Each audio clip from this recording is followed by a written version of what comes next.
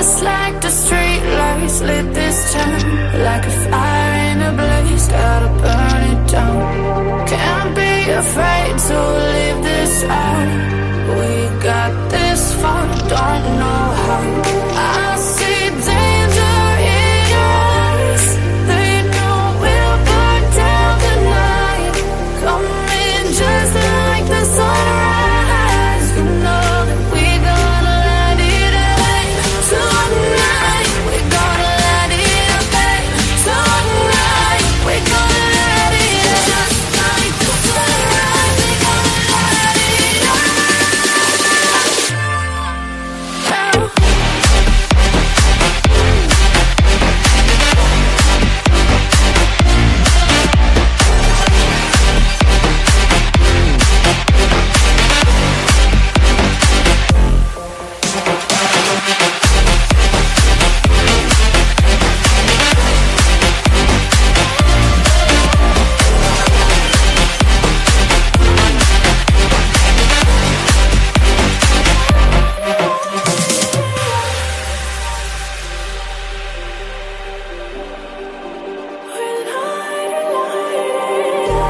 Just like a spark that's breaking out.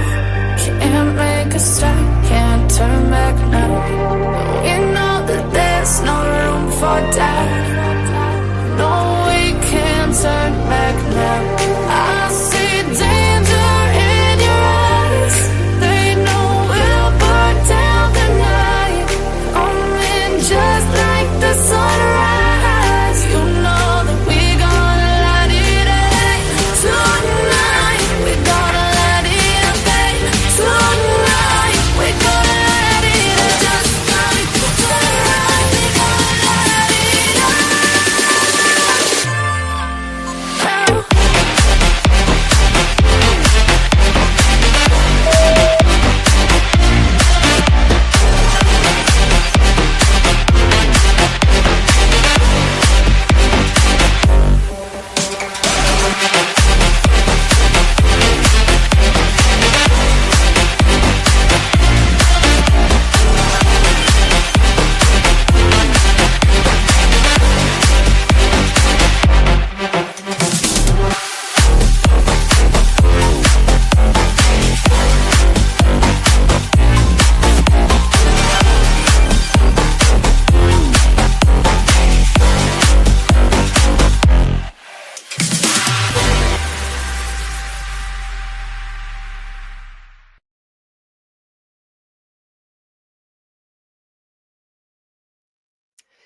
Hello, everybody. TGIF. Didn't even realize it was Friday until I literally came on here. I thought today was Thursday all day. I think I did anyway. Yeah, I did. I sure did. I sure did. But welcome in, everybody. How's everybody doing tonight? I really thought that today was Thursday. And I say every night on the live what the date is, what the day of the week it is. You'd think that I would be a little bit better at this, right? I've only been doing it for a few years. Did I change the date? I did. Actually I didn't. I didn't. It says the 4th, like up top, it's a block, but it doesn't say it like in front of me. But welcome to the channel, guys. If you're new here, my name is Tanya, or TitaniumBuilt. You can call me either or. Welcome to tonight's live. It is Friday. It's even better than Thursday. It's even better. But how's everybody doing? I'll have to tell you guys a little something at the end of the live if I remember. Hey, Cyber Warrior. Look at that sliding in on that first. Hey, Ladybug. How you doing today? Hey, Catherine. Hey, Wandering Orphan. Oh, train your way. I'm like, what is it? Yeah. Is it? Oh, yeah. If it's, if you're in Tornado Alley there, are you guys, we have a few people from the whole Oklahoma, like, area. Let me know where you're from, Wandering Orphan, if you don't mind. DM said, hey, I'm from Oklahoma and I've been through more than I can count. Wow. Did you have like a place that you guys would go? It's like your own little building in the ground?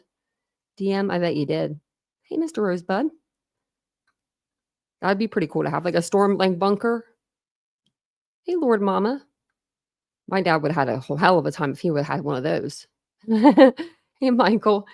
He would have had that thing I already know he would have had it all decked out. He'd be like, if we're going to be in here, we're going to be in here in style. But yeah, let me know if you had one. That would be pretty cool to have one of those. I guess, I mean, I would never want to use one. Hey, Michelle.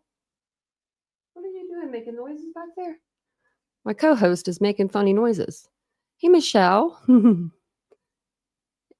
I'm trying not to pass anybody, so hopefully I didn't pass you guys. Hey, Triple L. Hey, DM again. Hey, Southernish. How you doing? Oh, man. Your allergies, they get into your ears. I live in a valley, so they say that the allergens are worse down here, like where I'm at, and I can feel it. I can feel a difference from where I used to live. So sometimes I sound a little nasally or, that's just me. That's just me. She Pacific time. No, I'm sorry. I was a little late tonight. I'm usually pretty on time, Michael. I'm usually, if there's any, like if I'm late any amount of time, it's maybe 5 minutes. But I'll always get on and be like, I'll be right on. And I've been sitting here for the last few hours too, so I don't know why I didn't get on here on time. Yeah, ibuprofen, that would work.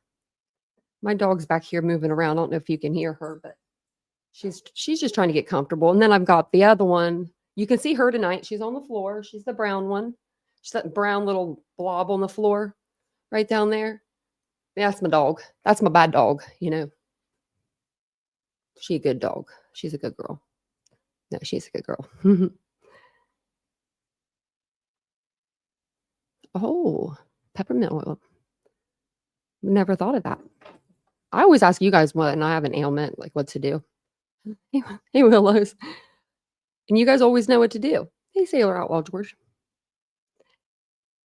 Hey, PKC. Welcome in to tonight's live. Hey, Tony. Hey, Ministry of Defense. You're from Pennsylvania, Michelle? I was born in Pennsylvania. I was born in Philadelphia, Pennsylvania. Hey, Petunia. My whole family's from there. Well, yeah, most of my family. Actually, all of them. We are almost into the weekend.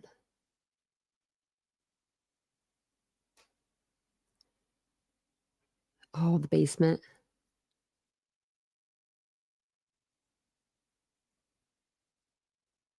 You're from the west side of the state. It's a big state. I know that it where we lived out when I was a kid, it took us 10 hours to get home. I'm like, why did we move so far away? We do have a lot of people from completely different places. Hey, Chantel. I love finding out where people are from, like what state they're from or what country they're from. It's always nice because you never know. You know what I mean? Maybe one of these days I may be in a state where and I might need some help, and I'll be like, I know who to call. I'll be like, I know somebody in that state. That's good. Good ladybug. Hey, Faith. Hey, Midwest. I don't know if I said hey to you. I can't believe I thought it was Thursday. You're in Tulsa? I used to watch First 48, and they were based out of Tulsa. One of their shows were anyway. So, hey, Kathy. Is it still cold up there, Tony? Getting any break of weather yet? Probably not. It's probably freezing up there still. The safe room was under the stairs. That's a good place to put one. Am I ready for Easter? No. Not at all. Not a little bit. I'm ready to eat some candy. I don't know if I'm going anywhere or doing anything for Easter. I don't know what's going on. Usually my brother, he'll call me the day before. He'll say, "Are you coming for Easter?" And then I'll be like, yeah, I sure am. And then I'll get off the phone and I'm like, oh my gosh, we've got 6 hours and we need clothes and all that stuff. That's what I usually do. That's how our family, we strive on, being very, we're never late to things, but we're late notice. Hey, Dreaming of Blue Skies. Hey, Tempest. It's good to see everybody. Hey, Michael. Crackajacks. I like that. I love your little person too. I need to make me a little animated person. I think I have one on Snapchat. I was going to say I couldn't think of it. You wanted to move to the beach somewhere? Well, I couldn't tell by your name, Dreaming of Blue Skies and Sandy Beaches. I loved Philly. Every time I've been able to go back there, I haven't been back there for a very long time, but they have the best food, the best people. I mean, they're rude. Not gonna say they're not rude, but you just gotta be loud like them. And they no, they really are. They really are the most genuinely good people out there. Um, and the food is really good. Like, I'm not a big Philly cheesesteak person. I know, like, ugh, I'm surprised my mom or dad didn't strike me dead right there because they love their Philly cheesesteaks. But I love their pizzas and their hoagies, and oh, I just love all their stuff. Ohio is too cold. And Oregon, see, I don't know anybody from Oregon. I do. Faith is from Oregon. There's no sunshine here. No, it's been real drizzly and rainy the last few days. Ugh.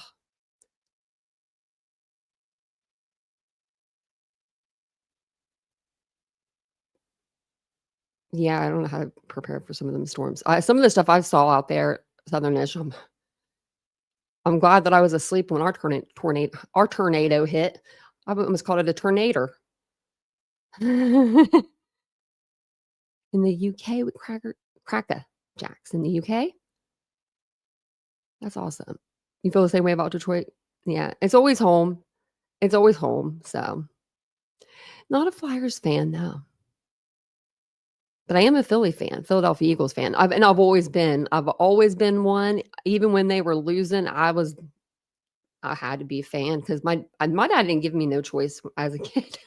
He's like, "This is who you're gonna like." You know what I mean? He had my brother and I, but, my brother was his stepson, not that it mattered, it was his son, but, I think that when my mom had me, he was like, "Oh, okay, well, I had a girl, so this is what we're gonna do. You're gonna like football," and, that's how it went, so a tornado. That's a perfect way to pronounce it. Someone's this has to do with tonight. This has to do with okay. So if I say burger, if I say it like Kohlburger, like if I say it like that, that's just my accent, y'all. So someone in the comment section, the comment section, man, y'all have been ruthless in there. I went there, I tiptoed in my own comment section today and tiptoed out because someone was like, I didn't know Kohlburger had an L in it. And then I like snapped back at that person and someone was like, cat fight. And I was like, dang it. So I probably have been doing it this whole time and I just don't hear it. So if you guys hear that, I'm sorry. I'm so sorry. I'm so sorry. Hey, Squeaky. I think that's what I said, Triple L. I think I was like, I can't help my accent. Like, and that's just from being from Ohio and then having that Philadelphia accent. I mean, I think I say Kohlburger, Kohlburger. Yeah, I do. At least I say Moscow, right? Right? Yeah, I don't. Now, am I saying it right or wrong? Yeah, I say it right. Now I'm second guessing everything I've ever said. Thanks, Faith. Well, you guys didn't mind when I called Ruby. Was it Ruby Frankie? I called her Ruby Frank forever because I thought the E was silent, like Bethany Funk. The E is silent on the end of her last name, and everybody came for me. I was like, I'm so sorry. I was like, felt really bad for that. So this is the second. So there's two kind of probable causes that we have in this case, which is kind of weird. Usually you only get one, but we got two. So the first one that we have, I have these printed out too, because this is from like old printouts. I got my binder out, but the first one was the statement from Brett Payne. And that's the one that like everybody goes to. That's like the go-to probable cause affidavit. It's 18 or 19 pages long. Let me see. It's 18 pages long and it's the statement of Brett Payne. So the second PCA that came out is the statement of Dustin Blaker. And that's another officer that arrived on the scene that day. And it's his statement and training and all that. And his statement and training and all of the stuff that he gives out, like information wise, is 31 pages. So we're going to see how much we get through tonight. If we get through all of it, cool. If we don't, we'll do it. We'll pick it up tomorrow. But we'll see how much I can read without my eyes going like cross-eyed on me. But there are a lot of little things in here that I forgot that were even in the probable cause affidavit. So it actually, I was like, wow, we knew this all along, some of this stuff. So once we get there, I will tell you. I'm going to turn my camera off and I'll mute myself and blow my nose really quick before we get started.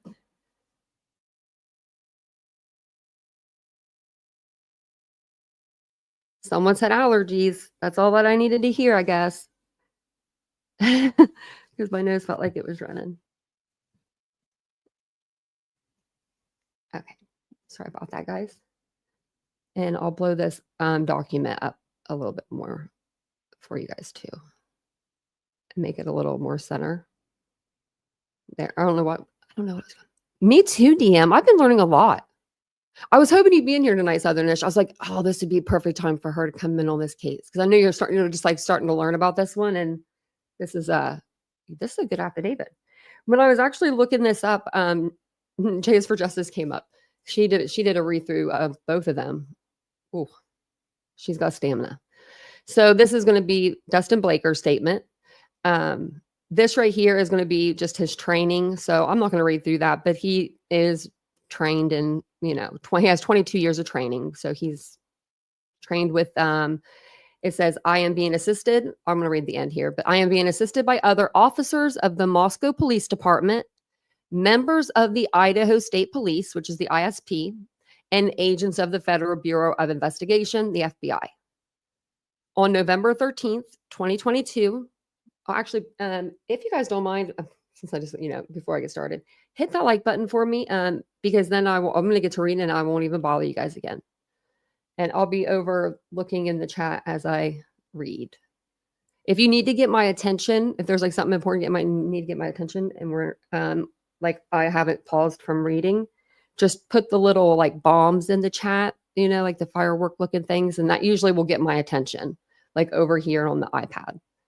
So I know to come back over.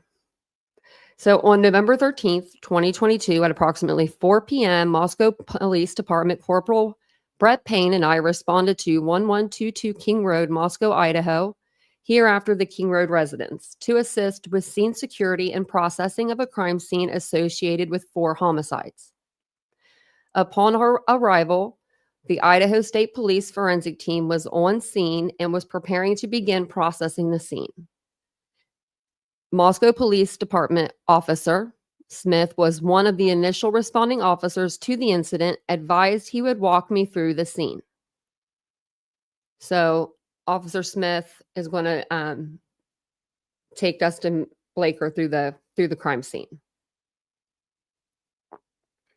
Since Officer Smith was there, prior to him being there. So he's seen, everything in the house, and, at this point, they've discovered all the bodies and they're coming in and they need someone to show them around. So that way they don't step in, if there's like biological evidence anywhere, in the house, they want to keep that stuff, contained.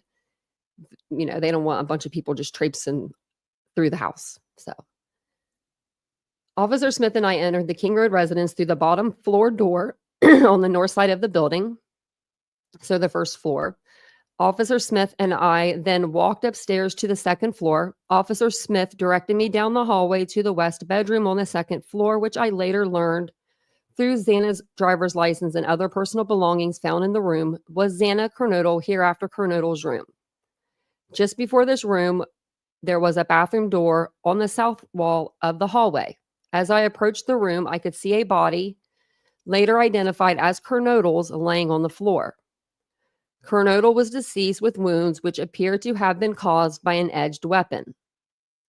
And you're going to see that they're all three, so 3 out of the 4 victims, their descriptions of the weapon or the injuries are different. Like Xana says edged weapon. Ethan's will say sharp forced injuries. So I'm wondering, I'm curious to know why they were kind of put in like that. So also in the room was a male, later identified as Ethan Chapin, hereafter Chapin. Chapin was deceased with wounds later determined by the autopsy report provided by Spokane County Medical Examiner Venus Sign, dated December 15th, 2022, to be caused by sharp force injuries. And in this affidavit, we actually learn the person who did the autopsy. I then followed Officer Smith upstairs to the third floor of the residence. The third floor consisted of 2 bedrooms and 1 bathroom. The bedroom on the west side of the floor was later determined to be Kayla Gonzalez, hereafter Gonzalez room.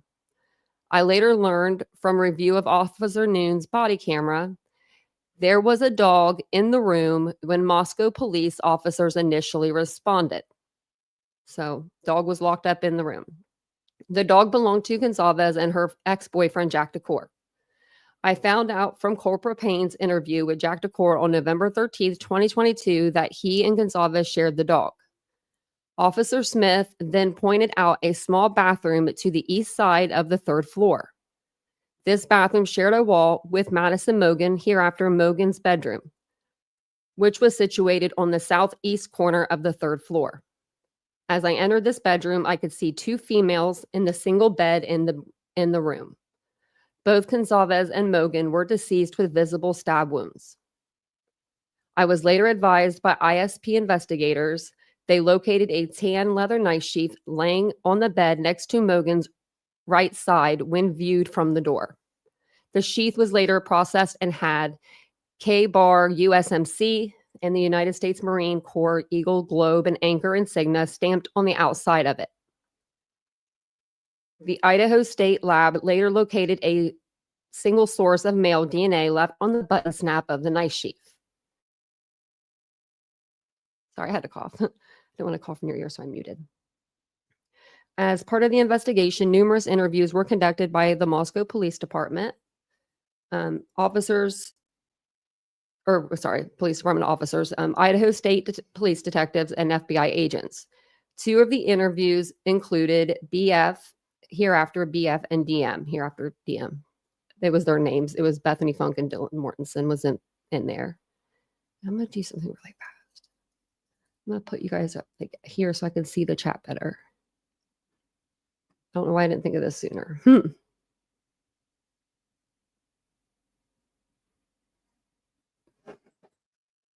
I knew there was a reason why we got this big old monitor for me up here.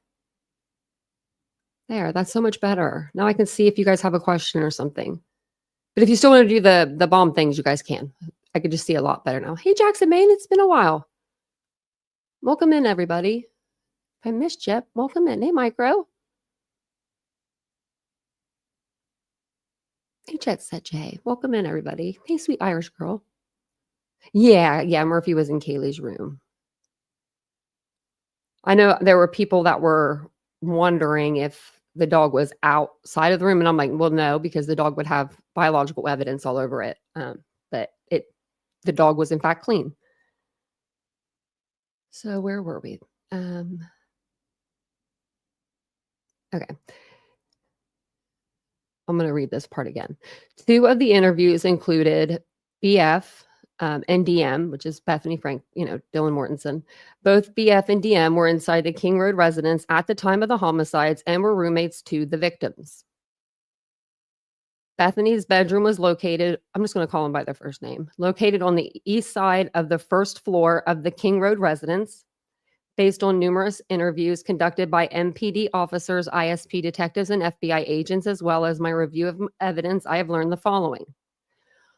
On the evening of November 12th, 2022, Chapin and Kernodle are seen by BF at the Sigma Chi house on the University of Idaho campus at 735 Nez Perce Drive from approximately 9 p.m. BF also stated that Chapin did not live in the King Road residence, but was a guest of Kernodle. Gonzalez and Mogan were at a local bar, the Corner Club, at 202 North Main Street in Moscow. Gonzalez and Mogan can be seen on video footage provided by the Corner Club between 10 p.m. on November 12th and 1:30 a.m. on November 13th. At approximately 1:30 a.m., Gonzalez and Mogan can be seen on video at the local food vendor called the Grub Truck at 318 South Main Street in downtown Moscow. The Grub Truck live streams video from their food truck on the streaming platform Twitch, which is available for public viewing on their website. This video was captured by law enforcement. A private No. I mean, it was, but technically, Kaylee's sister went and found the grub truck video first. Let's give her credit there, because she did. Sorry, guys. So a private party reported that he provided a ride to Gonzalez and Mogan at approximately 1:56 a.m. from downtown Moscow in front of the grub truck to the King Road residence. Dylan and Bethany both made statements during interviews that indicated the occupants of the King Road residence were at home by 2 a.m. and asleep or at least in their rooms by approximately 4 a.m. This is with the exception of Kernodle, who received a DoorDash order at the residence at approximately 4 a.m. And it says law enforcement identified the DoorDash delivery driver who reported this information. Dylan stated she originally went to sleep in her bedroom on the south side of the second floor.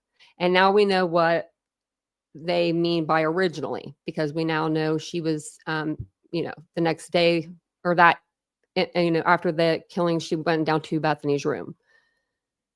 So she went to sleep in her bedroom on the southeast side of the second floor. DM stated she woken at approximately 4 a.m. by what she stated sounded like Gonzalez playing with her dog in one of the upstairs bedrooms. I wonder, okay. So, I don't know. She was already awake at 3:51 when she put she was like putting in a contact or something in her phone. But I was just thinking in my head, what if they put that in the affidavit, like that she was asleep until 4 a.m. when she was awoken, just so that, to protect her in a way, so that because what if Kohlberger were to come back or send someone else to after her because they thought she saw more than what she really saw, and because she didn't see nothing, you know what I mean? But I don't know if they would do that. I mean, I guess they would, but I don't know. I don't know why that just went into my head, but it did. But it says that she was awoken at 4 a.m. by what it sounded like was Gonzalez playing with her dog in one of the upstairs bedrooms, which were located on the third floor. A short time later, DM said what she heard. She said she heard who she thought was Gonzalez say something to the effect of, "There's someone here." A review of records obtained from a forensic download of Kernodle's phone showed this could also have been Kernodle, as her cellular phone indicated she was likely awake and using the TikTok app at approximately 4:12 a.m.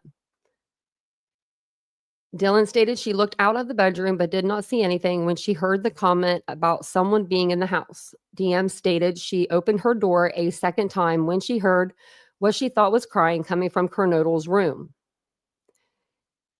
Dylan then said she heard a male voice say something to the effect of, "It's okay, I'm going to help you."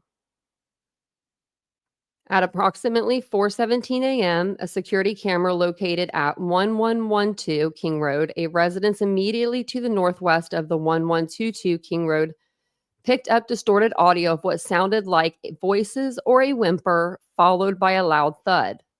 A dog can also be heard barking numerous times starting at 4:17 a.m. The security camera is less than 50 feet from the west wall of Kernodle's bedroom.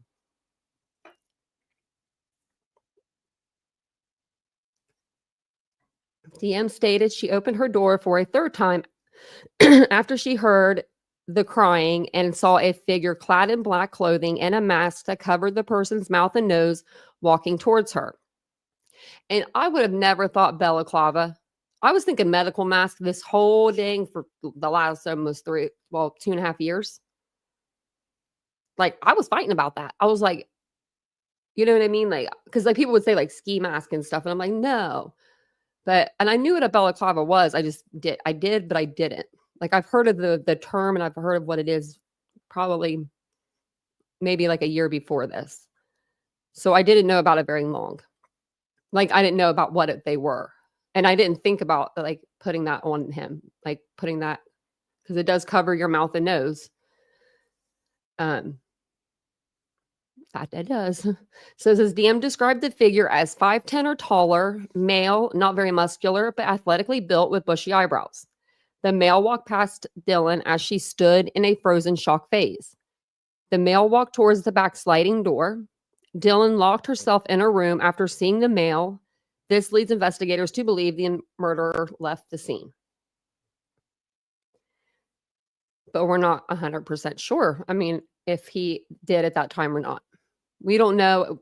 We just know that he wasn't in the hallways when Dylan ran downstairs to Bethany's room because they didn't see each other, The combination, and that would have been after 4:25, he would have been out of there. So after 4:20, actually. The combination of DM's statements to law enforcement, review of forensic downloads of records from BF and DM's phones and video of the suspect vehicle as described below leads investigators to believe the homicides occurred between 4 a.m. and 4:25 a.m. During the processing of the crime scene, investigators found a latent shoe print. This was located during the second processing of the crime scene by the ISP forensic team by first using a presumptive blood test and then amino black, a protein stain that detects the presence of cellular material. It detects to the shoe kind of like a magnet does. The detected shoe print showed a diamond-shaped pattern similar to a pattern of Vans-type shoe sole just outside the door of DM's bedroom, located on the second floor. This is consistent with DM's statement regarding the suspect's path of travel. As part of the investigation, an extensive search, commonly referred to in law enforcement as a video canvass, was conducted in the area of the King Road residence. This video canvass was to obtain any footage from the early morning hours of November 13th, 2022 in the area of the King Road residence and surrounding neighborhoods in an effort to locate the suspects, vehicle or vehicles traveling to or leaving from the King Road residence. This video canvass resulted in the collection of numerous surveillance videos in the area from both residential and business addresses. I have reviewed numerous videos that were collected and have had conversations with other MPD officers, ISP detectives, and FBI agents that are similarly reviewing footage that was obtained. A review of camera footage indicated that a white sedan, hereafter suspect vehicle 1, was observed traveling westbound in the 700 block of Indian Hills Drive in Moscow at approximately 3:26 a.m. and westbound on Steiner Avenue on Idaho State Highway 95 in Moscow at approximately 3:28 a.m. On this video, it appears suspect vehicle 1 was not displaying a front license plate. A review of footage from multiple videos obtained from the King Road neighborhood showed multiple sightings of suspect vehicle 1 starting at 3:29 a.m. and ending at 4:20 a.m. These sightings show suspect vehicle 1 makes an initial 3 passes by the 1122 King Road residence and then leaves via Walenta Drive. Based off my experience as a patrol officer, this is a residential neighborhood with a very limited number of vehicles that traveled in the area during the early morning hours. Upon review of the video, there are only a few cars that enter and exit this area during this time frame.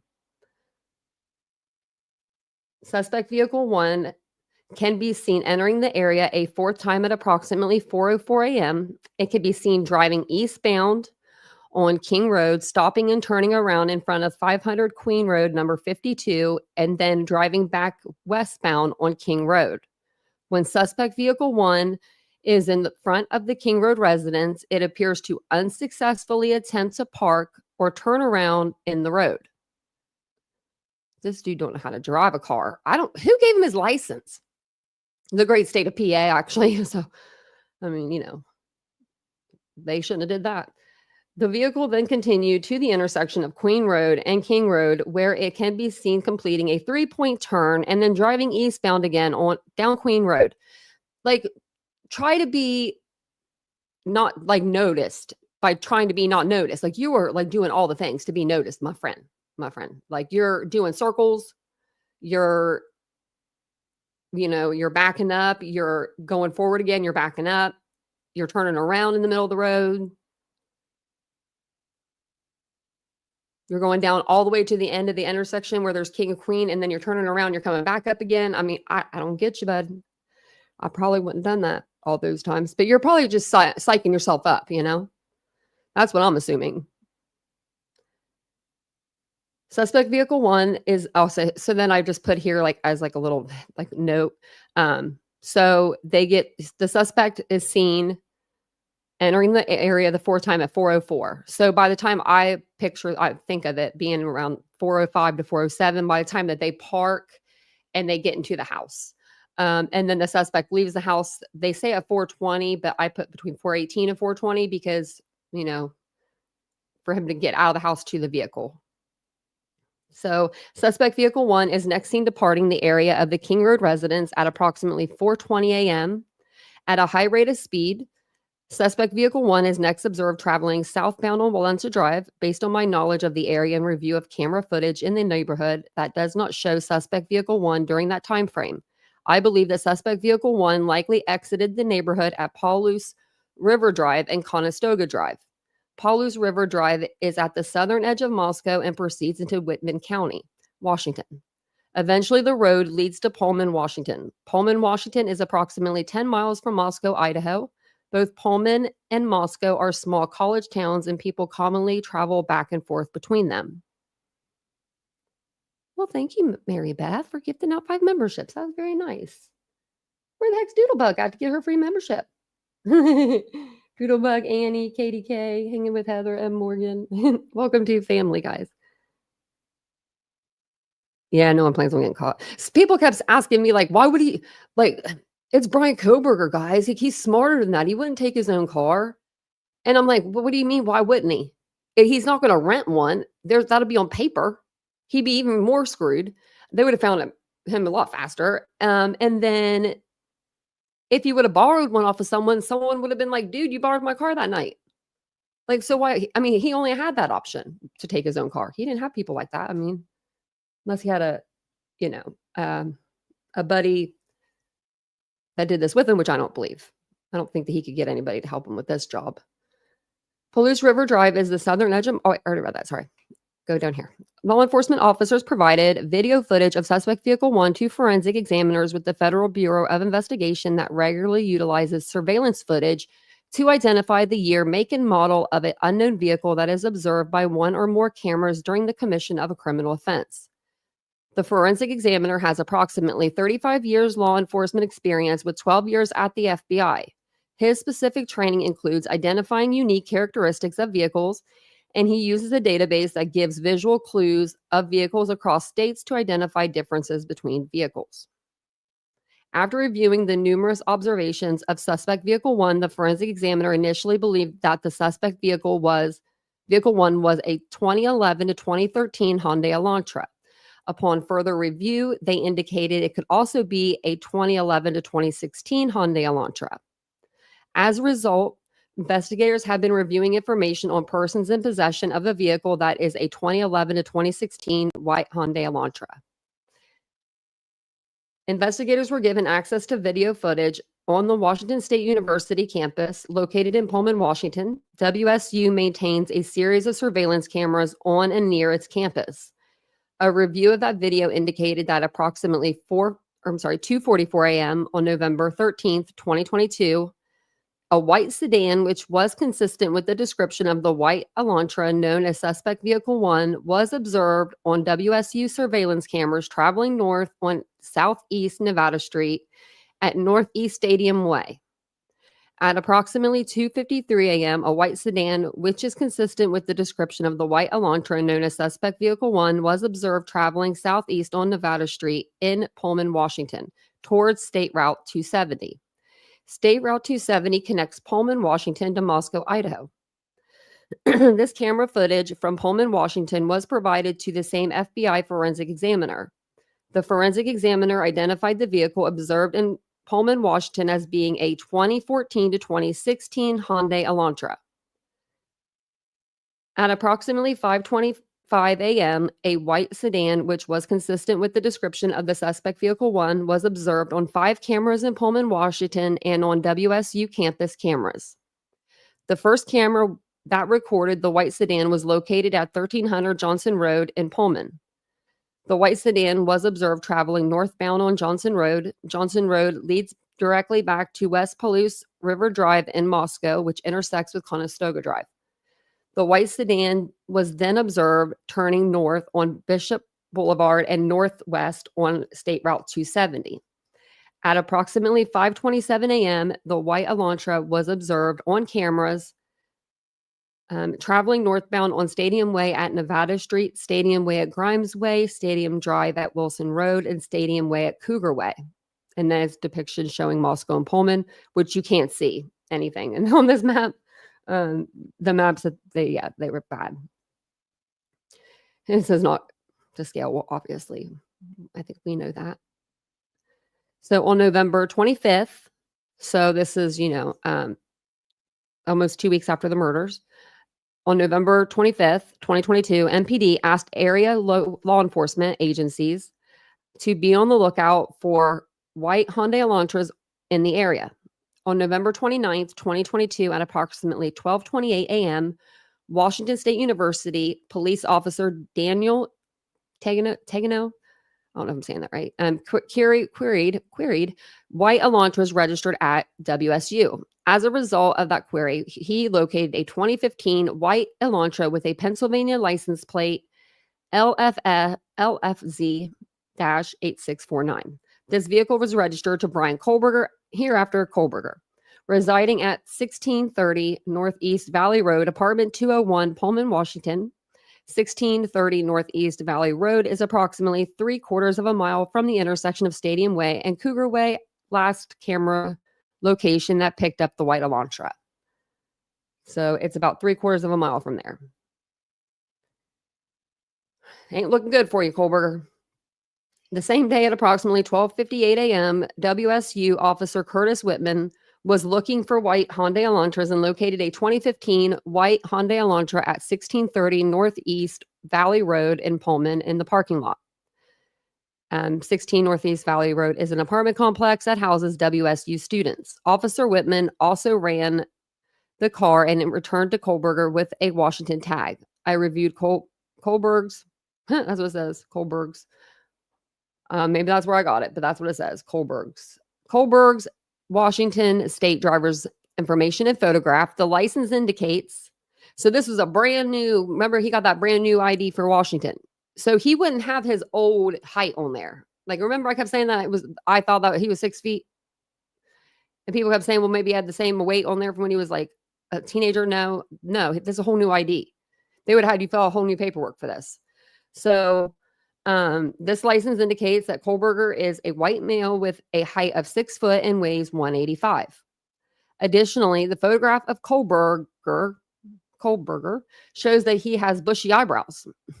Kohlberger's physical description is consistent with the description of the male DM saw inside the King Road residence on November 13th. Further investigation, including a review of Latah County Sheriff's Deputy Corporal Duke's body cam and reports, show that on August 21st, 2022, Brian Kohlberger was detained as part of a traffic stop that occurred in Moscow, Idaho by Corporal Duke. This was a different time. At the time, Kohlberger, who was the sole occupant, was driving a white 2015 Hyundai Elantra with Pennsylvania plate I don't need to give you the license plate again, which was set to expire on November 30th, 2022. During the stop, which was recorded via a law enforcement body camera, Kohlberger provided his phone number and I'm just going to give you the last number, 8458, hereafter the 8458 phone. And you'll hear that a lot, even in our new documents, as a cellular telephone number. Investigators conducted electronic databases queries and learned that the 8458 phone is a number issued by AT&T. So he has an AT&T phone. On October 14th, 2022, Brian Kohlberger was detained as part of a traffic stop by a WSU police officer. Upon review of that body cam and report of the stop, Kohlberger was the sole occupant and was driving a white 2015 Hyundai Elantra with Pennsylvania plate. So another stop with two Pennsylvania plates. On November 18th, 2022, according to Washington State Licensing, Kohlberger registered the 2015 white Elantra with Washington and later received Washington plates. Prior to this time, the 2015 white Elantra was registered in Pennsylvania, which does not require a front license plate to be displayed. And they learned that through communication with a Pennsylvania officer who is currently certified in the state of Pennsylvania. Based on my own experience and communication with Washington law enforcement, I know that Idaho and Washington require front and back license plates to be displayed. But that's why there was no front one on the, he was still driving legally. He just didn't have to have a front one because he was riding on his Pennsylvania license plates. Investigators believe that Kohlberger is still driving the 2015 white Elantra because his vehicle was captured on December 13th, 2022 by a license plate reader in Loma, Colorado. Kohlberger's Elantra was then queried on December 15th, 2022 by law enforcement in Haddock County, Indiana. On December 16th, 2022, at approximately 2:26 p.m., surveillance video showed Kohlberger's Elantra in Albrightsville, Pennsylvania. The sole occupant of the vehicle was a white male whose description was consistent with Kohlberger. Kohlberger has family in Albrightsville, Pennsylvania. They learned that through TLO, which is a search and locate tool database query used by law enforcement. Based on information provided on the WSU website, Kohlberger is currently a PhD student in criminology at Washington State University. Pursuant to records provided by a member of the interview panel for Pullman Police Department, we learned that Kohlberger's past education included undergraduate degrees in psychology and cloud-based forensics. These records also show Kohlberger wrote an essay when he applied for an internship with the Pullman Police Department in the fall of 2022. Kohlberger wrote in his essay that he had interest in assisting royal law enforcement agencies with how to better collect and analyze technological data in public safety operations. Kohlberger also posted a Reddit survey, which can be found by an open source internet search. The survey asked for participants to provide information to understand how emotions and psychological traits influence decision making when committing a crime. As part of this investigation, law enforcement obtained search warrants to determine cellular devices that utilize cellular towers in close proximity to the King Road residence on November 13th, 2022, between 3 a.m. and 5 a.m. After determining that Kohlberger was associated to both the 2015 white Elantra and the 8458 phone, investigators reviewed these search warrant returns. A query of the 8458 phone in these returns did not show the 8458 phone utilizing cellular tower resources in close proximity in close proximity to the King Road residence between 3 a.m. and 5 a.m. It did not show him over there. So based on my training experience and conversations with law enforcement officers that specialized in the utilization of cellular telephone records as part of investigations, individuals can either leave their cellular telephone at a different location before committing a crime or turn their cellular telephone off prior to going to a location to commit a crime. This is done by subjects in an effort to avoid alerting law enforcement that a cellular device associated with them was in a particular area where a crime is committed. I also know that on numerous occasions, subjects will surveil an area where they intend to commit a crime prior to the date of the crime. Depending on the circumstances, this could be done a few days before or for several months prior to the commission of a crime. During these types of surveillance, it is possible that an individual would not leave their cellular telephone at a separate location or turn it off since they do not plan to commit the offense on that particular day. Yeah, that's true. I mean, that's true.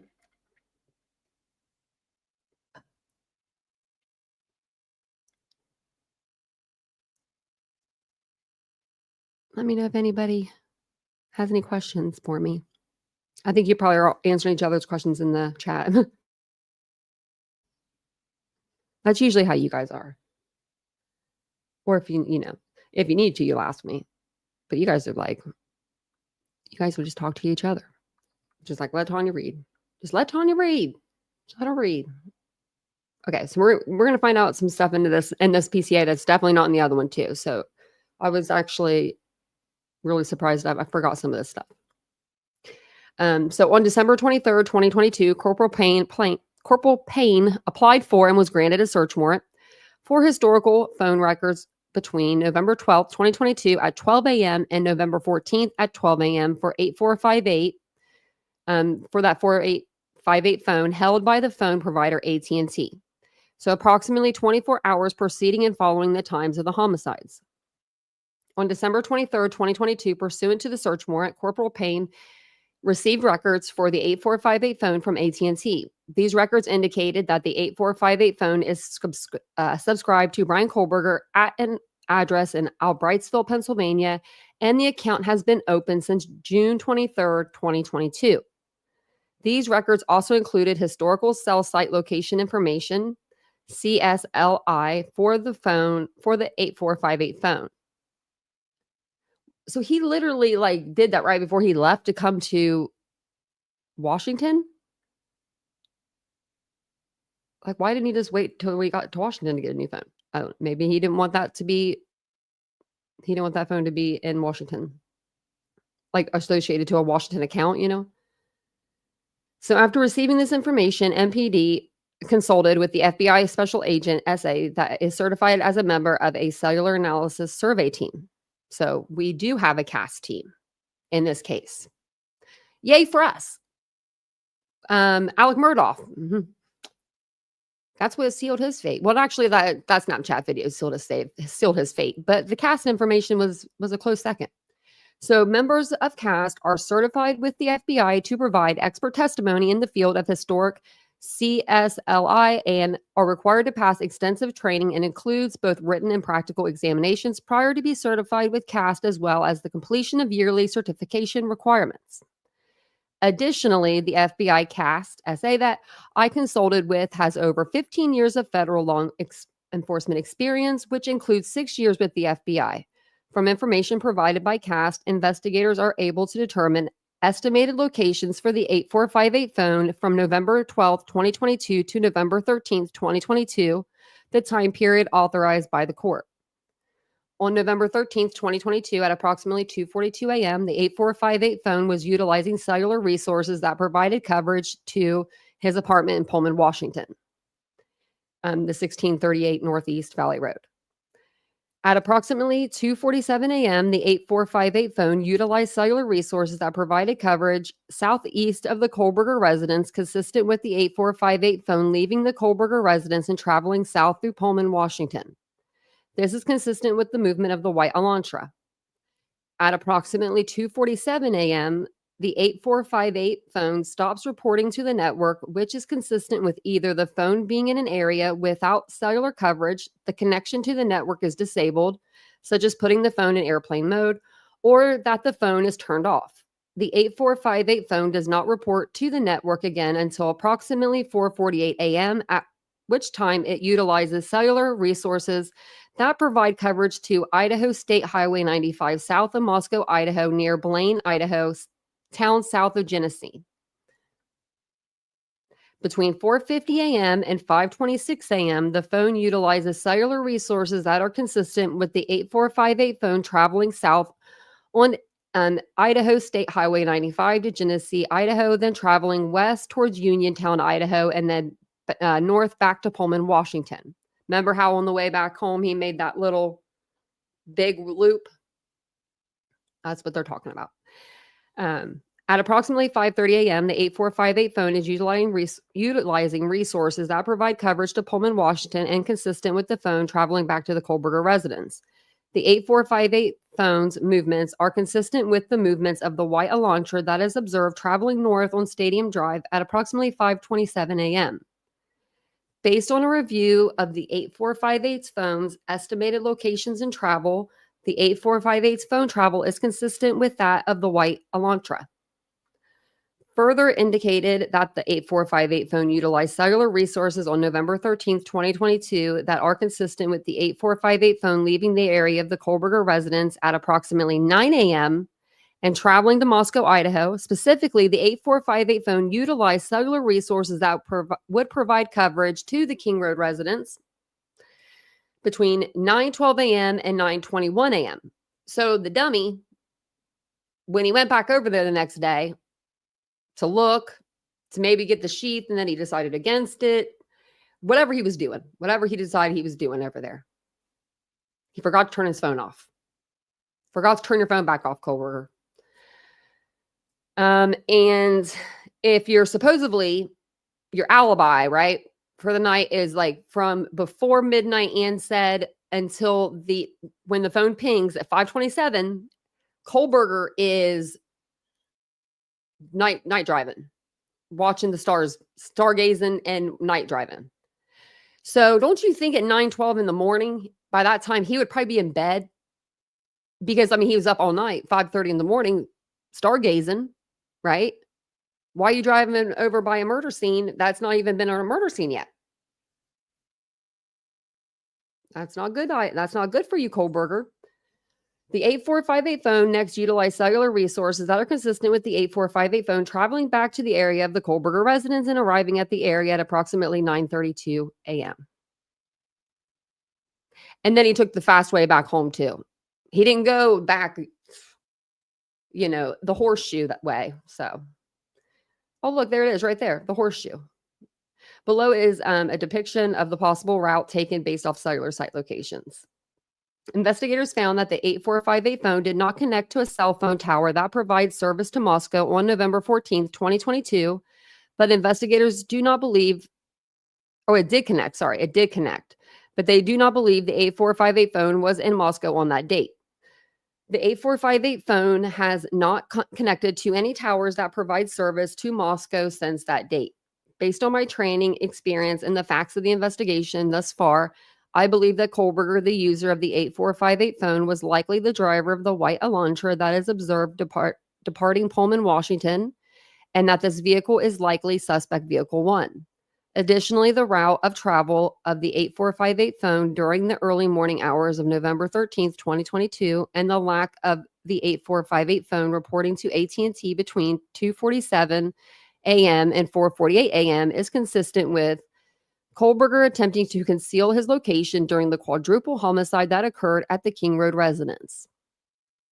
On December 23, 2022, I was granted a search warrant for Kohlberger's historical CSLI from June 23, 2022 to current prospective location information and a PIN register / trap and trace on the 8458 phone to aid in efforts to determine if Kohlberger stalked any of the victims in this case prior to the offense, conducted surveillance on the King Road residence, was in contact with any of the victims' associates before or after the alleged offense, any locations that may contain evidence of the murders that occurred on November 13th, 2022, the location of the white Elantra registered to Kohlberger, as well as the location of Kohlberger. Where's Kohlberger? On December 23rd, 2022, pursuant to the search warrant, investigators received historical records for the 8458 phone from AT&T from the time the account was opened in June 2022. After consulting with the cast, investigators were able to determine estimated locations for the 8458 phone from June 2022 to present, the time period authorized by the court. The records for the 8458 phone showed that the 8458 phone, utilizing cellular resources that provide coverage to the area of 1122 King Road on at least 12 occasions prior to November 13th, 2022. All of these occasions, except for one, occurred in the late evening and early morning hours of their respective days. Case in the place at the same time that you're going to, commit the crime? Perhaps. One of these occasions, on August 21st, 2022, the 8458 phone utilized cellular resources providing coverage to the King Road residence from approximate. Okay, we're going to wheel that back. One of these occasions, so on August 21st, 2022, when was that body cam video with Kaylee Gonzalez?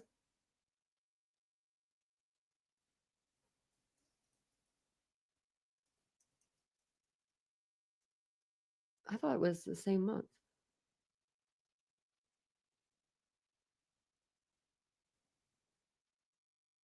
Okay, let's see.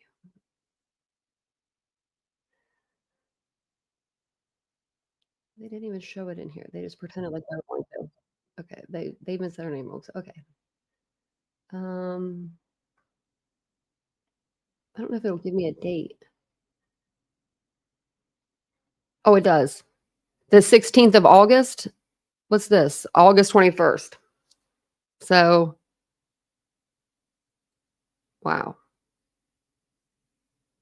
That's pretty close in time.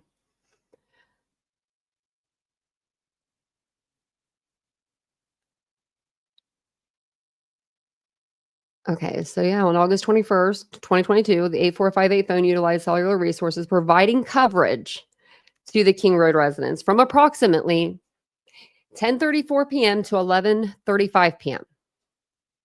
So he was chilling there for a while.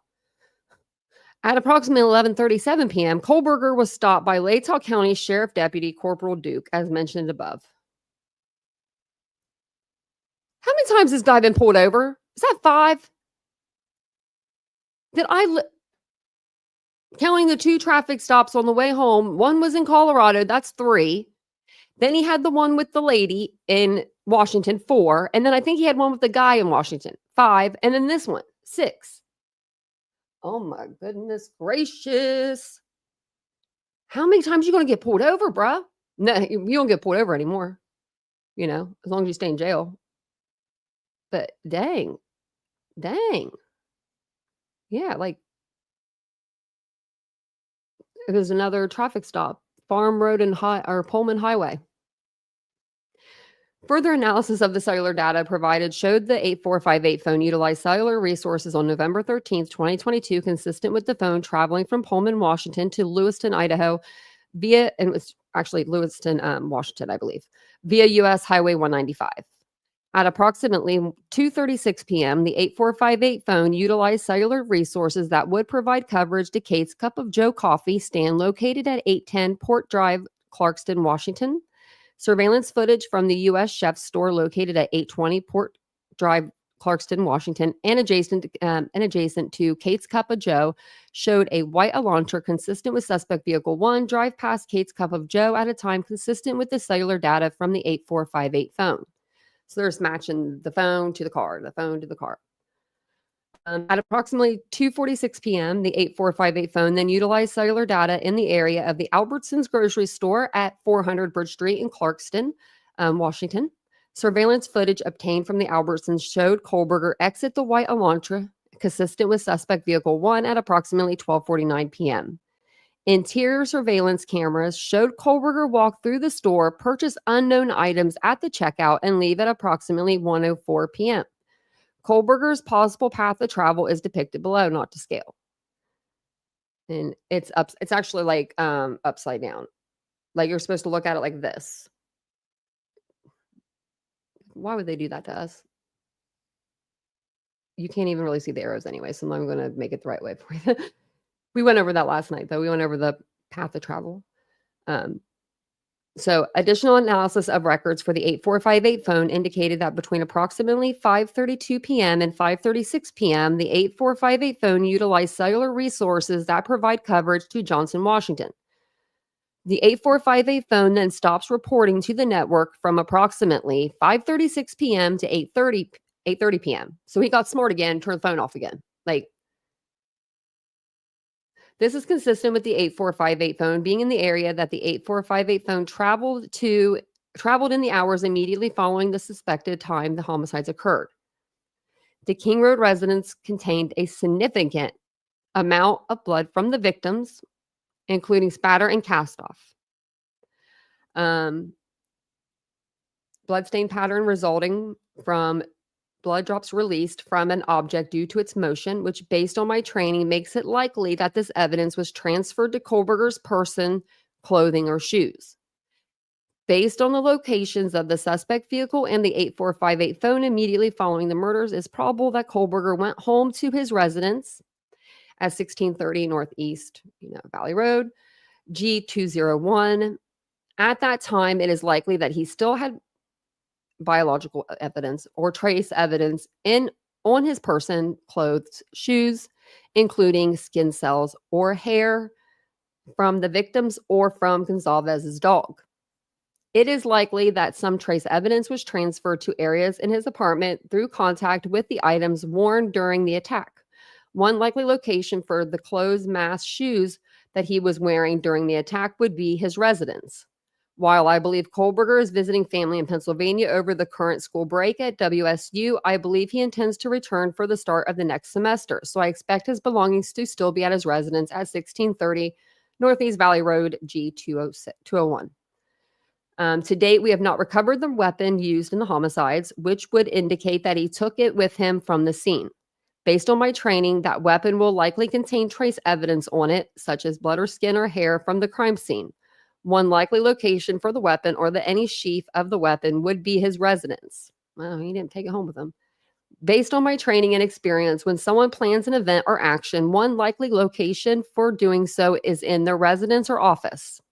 One would not want to conduct such planning in public if they are planning a criminal act, and so it is even more likely that planning of a criminal act would be done in one's residence or office.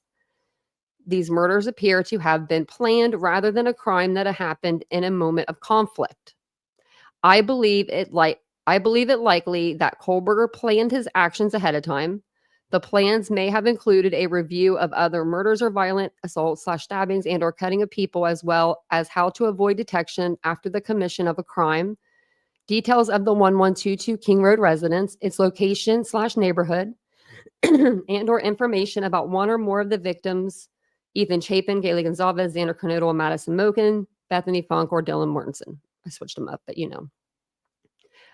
Further, based on my training and experience, criminals utilize electronic digital devices as well as paper on other media in conducting planning of crimes, just as non-criminals use various media to plan activities. Therefore, there is probable cause to believe that digital devices were used and or are being used in furtherance of the listed crimes, or to avoid detection for the listed crimes and likely contain evidence of the listed crimes. I don't think they'd realize who they were up against. You know what I mean? Like BK, BK had his degree. I don't think that I would be able to cut that off or pull that off. I mean, my bachelor's of criminal justice, but I don't have the kill in mind to go with it, I guess. I mean, I don't even think I could, I could do it as like a experiment with like nobody getting hurt, but that's about it. I don't even know if I could even do it then. It's been a long time since I graduated. The terms digital device and device include all devices capable of capturing and or storing digital data, so such as computers, digital cameras, modems, routers, external memory drives, thumb drives, cellular telephones, GPS navigation devices, etc. Data stored on digital devices and media can be easily transferred from one device or storage media to another. Forensic experts and others with experience in retrieving and analyzing data or digital data have established the following. PJ, that's what I said. We went over it last night. That's what we went over last night.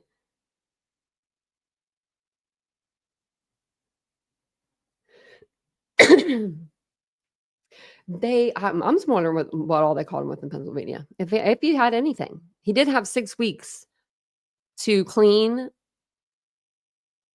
conceal. I mean, that's a long time. And I mean, Dustin Blaker, A for effort, but buddy, he didn't have any. Like he was like, there has to be some transfer somewhere around here. But I'd be surprised if there wasn't. If one of the reddish brown stains that they collected, if one of those don't come back as like being maybe the victims.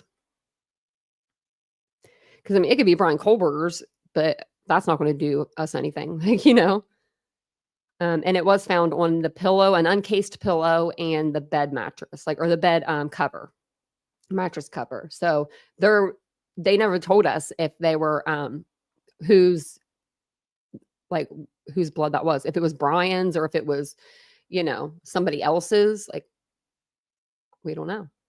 So it says digital devices typically retain some evidence of all activity taken via the device or associated media, and as such could contain evidence of crime. For example, data, whether stored intentionally or unintentionally, can contain evidence of knowledge, intent, efforts to conceal, sell, or dispose of evidence or proceeds of criminal activity, accomplice identity, association with victims, or geographic location of the device processor at particular dates and times. This information can be in numerous forms, such as photographs, address books, or contact list, or communications with others through means such as phone calls, emails, instant messaging, social media, chat sessions, or other digital communications. Evidence can remain on the device or media for indefinite periods of time after the communication originally took place, even if deleted by the user. Information deleted by the user can be recovered by a forensic examiner through the working lifespan of the device. Digital data can be found in numerous locations and formats. Evidence can be embedded into unlikely files for the type of evidence, such as a photograph included in a document, or converted into a PDF file or other format in an effort to conceal their existence. Information on devices and media can be stored in random order with deceptive file names hidden from normal view, encrypted or password protected, and stored on unusual devices for the type of data such as routers, printers, scanners, game consoles, or other devices that are similarly capable of storing digital data. Apart from user-generated files and data, digital devices and media typically store, often without any conscious action by the user, electronic evidence pertaining to virtually all actions taken on the digital device, and often information about the geographic location at which the device was turned on and or used. This data includes logs of device use, records of the creation, modification, deletion, and or sending of files, and uses of the internet, such as uses of social media website and internet searches/browsing. Device-generated data also includes information regarding the user's identity at any particular date and time, usage logs, and information pertaining to the physical location of the device over time, pointers to outside storage locations, such as cloud storage or device to which data may have been removed, and information about how the onset storage is being used. If the device is synced with other devices, it will retain a record of that action. Digital device users typically do not erase or delete this action because special software or use of special settings are usually required for the task. However, it is technically possible to delete this information. Yeah, you just do a hard factory reset on your stuff. I think that when you do that, I don't know if they could pull it off. They might be able to. Shit, I've graduated neons ago, it seems like. Digital devices can also reveal clues to other locations at which evidence may be found. For example, digital devices often maintain logs of connected digital or remote storage devices. A scanner or printer may store information that would identify the digital device with which it was used. Forensic examination of the device can often reveal those other locations where evidence may be present.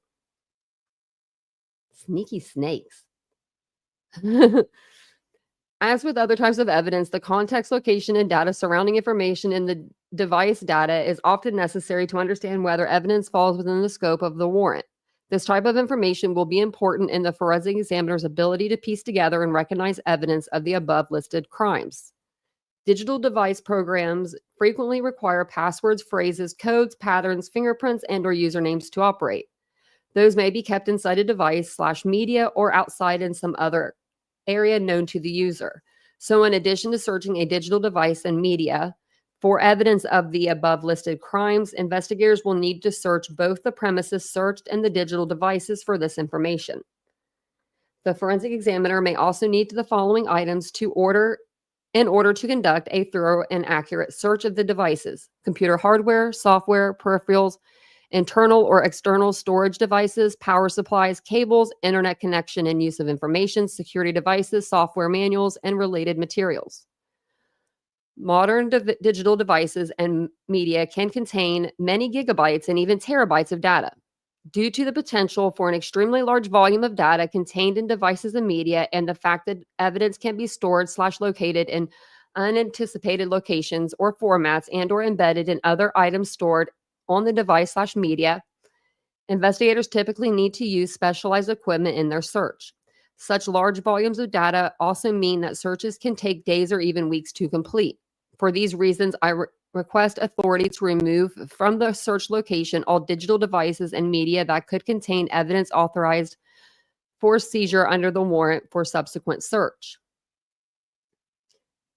I also request authority to obtain assistance from a technical specialist to review the digital devices and digital media for the best and the least intrusive method of securing digital evidence that this warrant authorizes for seizure, and to assist in securing such evidence. Based on the foregoing information, there is probable cause to believe evidence of the above listed crimes exist in the below described digital devices, and that there is probable cause to seize and search those devices for the evidence of the above crimes for the date range August 21st, 2022 at 11:59 p.m. to November 14th, 2022. And they want to include in the search warrant evidence of all accounts associated with the device, including email addresses, social media accounts, messaging app accounts, and other accounts that may be accessed through the digital device that will aid in determining the possession/user of the device through the photographs, images, videos, documents, and related data created, assessed, read, modified, received, stored, sent, moved, deleted, or otherwise manipulated between the above dates. Evidence of use of the device to conduct internet searches relating to review of other murders or violent assaults/stabbings and or cutting of people, as well as how to avoid detection after the commission of such crimes. Details of the 1122 King Road house, its location, neighborhood, and or information about one or more of the victims: Ethan Chapin, Kayla Gonzalez, Xana Coronado, Madison Mogan, Bethany, or Dylan. Information that can be used to calculate the position of the device between the above dates, including location data, GPS satellite data, GPS coordinates for routes and destination queries between the above listed dates, app data or usage information, and related location information, IP logs or similar internet connection information, and images created, accessed, or modified between the above listed dates together with their metadata and EXIF tags. Evidence of the identity of the person in possession of the device on or about any times that items of evidentiary value located pursuant to this warrant were created, modified, assessed, or otherwise manipulated. Such evidence may be found in digital communications, photos, and video with associated metadata, IP logs, documents, social media activity, and similar data. So based on ISP's investigators' view of the apartment on December 27, 2022, I know that 1630 Northeast Valley Road is a 3-story multiple occupancy apartment building in Pullman, Washington, which is tan and white in color. Apartment G201 is located on the northeast corner of the second story of this building. The door to G201 is located on the east side of the second story landing and is designated by the numbers 201 on the door. The door is white with a swinging screen door on the outside of the main door to the residence.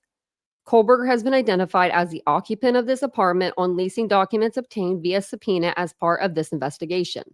Investigators have been informed via the postal inspector that Kohlberger is the only person receiving mail at apartment G201. This leads investigators to believe he is the sole occupant. Based on all the above information, I conclude that there is a probability that Kohlberger committed the 4 murders at the King Road residence. I have probable cause to believe evidence of the crimes committed at the King Road residence will be found at Kohlberger's residence located at 1630 Northeast Valley Road, apartment G201, Pullman, Washington. I have probable cause to believe that Brian Kohlberger committed the crimes of first-degree murder, Idaho Code 18-401, 4002, 4001, 4002, 4003, and 4004, and 4 counts and burglary. And it gives the codes there, all felonies. Mr. Kohlberger has been charged with the above offenses in Latah County, Idaho. Based on all the information, I am seeking a search warrant for Kohlberger residence to search for. This is what he wants to search for at the Kohlberger residence. Blood or other bodily fluid or human tissue or skin cells, or items with blood or other bodily fluid or human skin tissue or skin cells on the items. Knives, sheaths, or other sharp tools, including any dagger, dirk, or sword. Any written indicia of ownership of same, including sales receipts. Any images, whether digital or on paper, or any other format which show Ethan Chapin, Kayla Gonzalez, Xana Coronado, Madison Mogan, Bethany Frank, or Dylan Mortensen, and or the house at 1122 King Road, Moscow, Idaho, and or the surrounding neighborhood. Clothing including but not limited to, and they take it all, dark shirts, dark pants, masks, shoes with diamond-shaped pattern or diamond pattern sole. Number 5, trace evidence including DNA from blood or skin cells or other source footprints, fingerprints, hair, whether human or animal or dog, animal/dog. High hopes.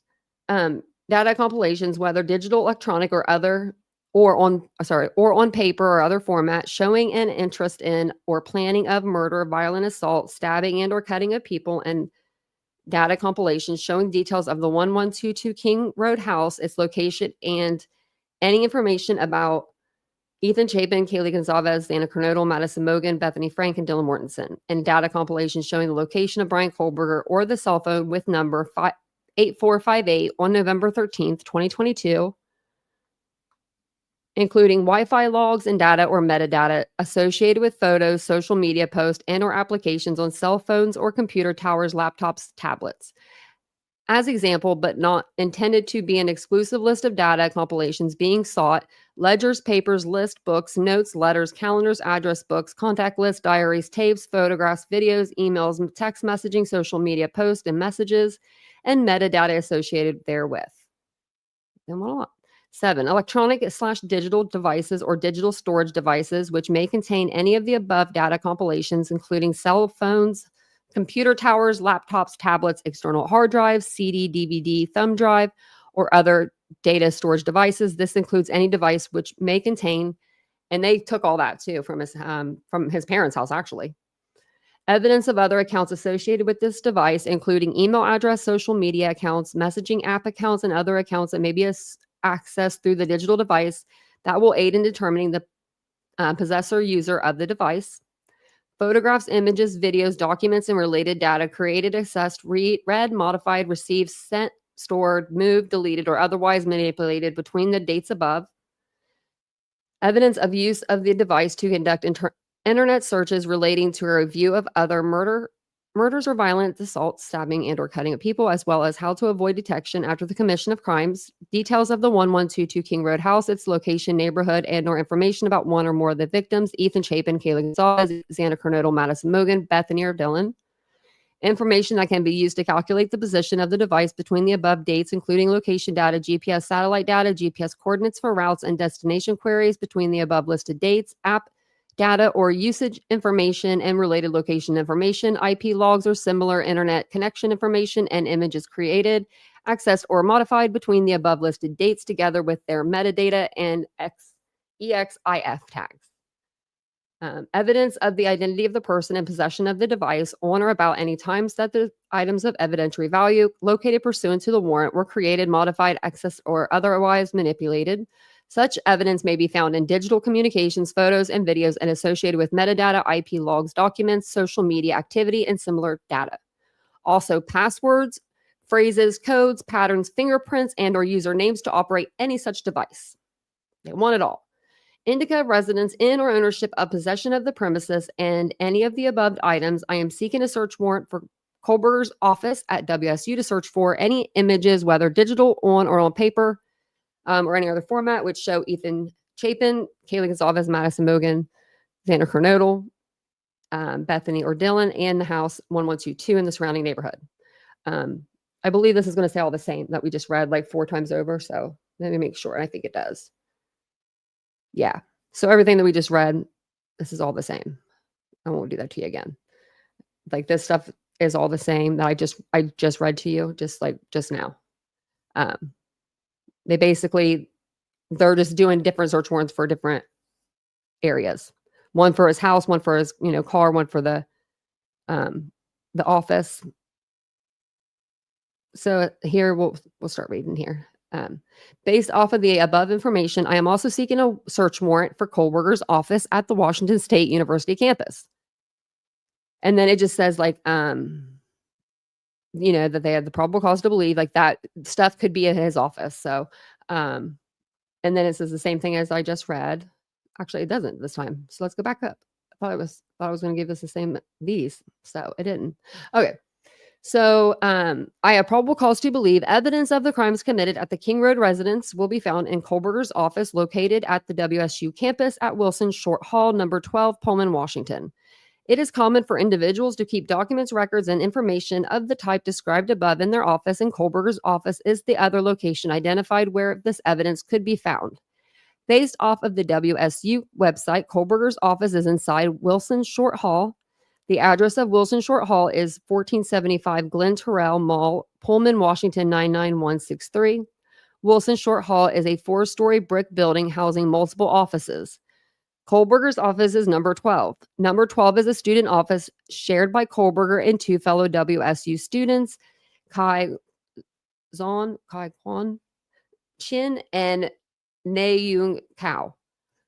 Kohlberger has been confirmed to be one of the students who utilizes this office. On December 29th, 2022, investigators visited the office and Kohlberger's name on the outside. Kohlberger's name is that's just spelled wrong. Isn't on the outside. Oh, thanks, Southernish. Thank you. Hugs back at you. Thank you so much. All right, Betsy Ross. I know.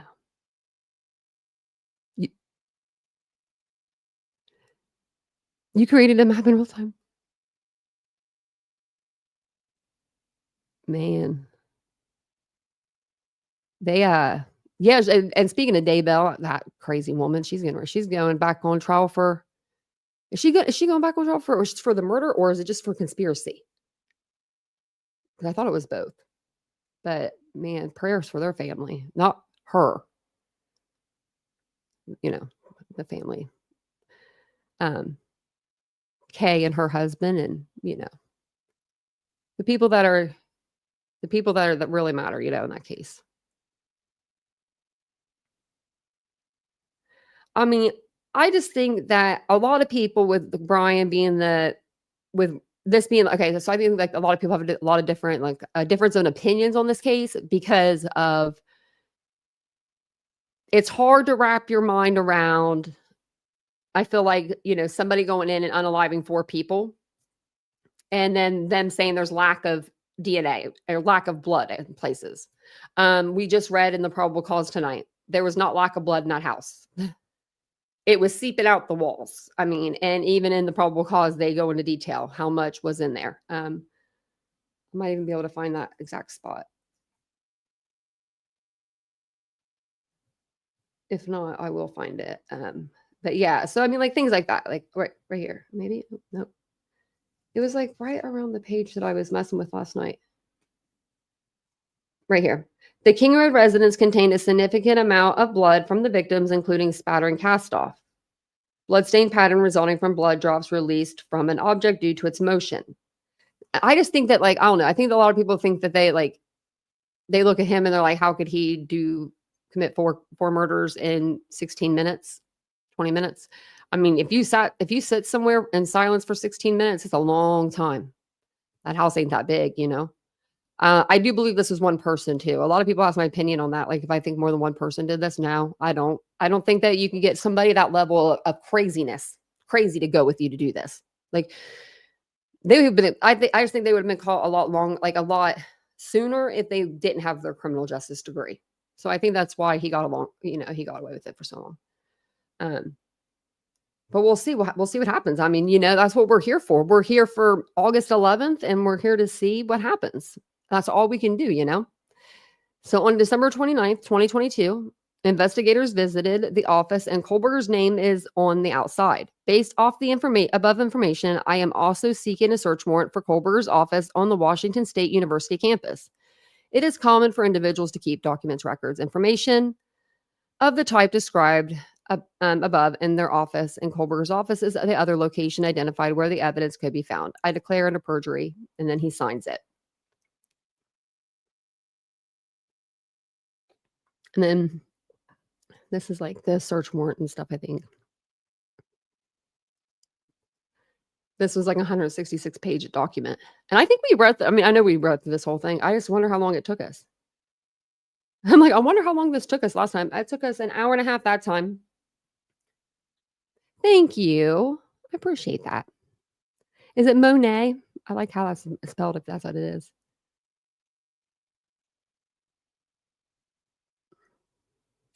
What? He has ADHD now? I thought BK was autistic. Oh, wait a minute to now.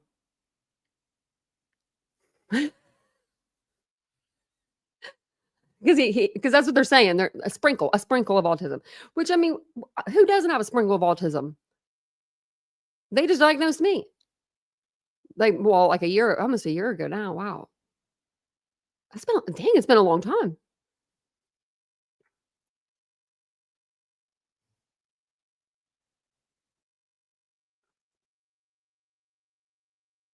Oh, his Strava info? What, his 6 mile run? His 6 mile or 6 minute mile? How can 6 minute mile? Woo.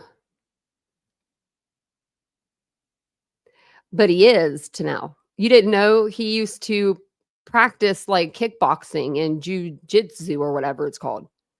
So he is a ninja in a way. Oh, but you can't to now. BK not evil eyes. To now. You can't judge a book by its cover. Look at Teddy. Oh, Theodore. Oh, Theo. No, everyone, not me, because I wasn't born around that time, but my mama, she said all the girls thought that he was like attractive. They were like, oh, he surely couldn't be like a murderous person. And yeah, he was. But they were like, he was charming. And he like, girl. But no, I know that Kohlberger did do kickboxing. I don't know if or boxing, I think boxing. But I don't know if I think he did some sort of like just jujitsu type of stuff too. Some sort of something like that, but I don't know. Yeah. She said not murder, not evil. Really, Felicia? I think that he does have a little bit of it. But I think that he I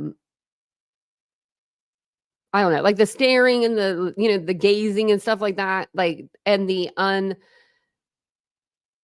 like I don't know, but that could be something else too. I mean, I don't know. Yeah, he was attractive and charming. That's why that's why the girls would run up to him and help him. He would drop his little briefcase and have his little, crutches there, and the girls would be like, "Oh my gosh, like let me help you," just like any girl would, or any person. I would like to believe that. I would, other than I guess if you live in a big city and you don't like people, but if someone is injured behind you, you know what I mean. I would pick the briefcase up too, and I would have probably walked to his car to help him put the briefcase in his car. I would have been not probably that dumb. I would have. I probably would have. Probably still am not dumb. I'm probably still not dumb because I don't think I would think I was doing something nice for somebody. Do you know what I mean? He would have got me in the the Volkswagen Bug. Oh, yeah, I would have got it. I would have got in. He would have pushed me in. And Brian's got Brian's got the creepiest dogs. I'm sorry. Brian has he